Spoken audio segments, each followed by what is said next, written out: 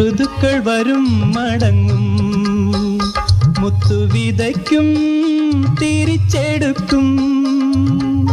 ഋതുക്കൾ വരും മടങ്ങും, മുത്തുവിതയ്ക്കും തിരിച്ചെടുക്കും. വിരിയും പുഷ്പം കോഴിയും അതിൻ സുഗന്ധം കൊണ്ട് നിറയും.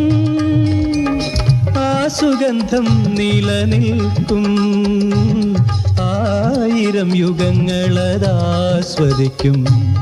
ഇണക്കം ഇണക്കം, ഇത് മനുഷ്യ കഥയുടെ ചുരുക്കം.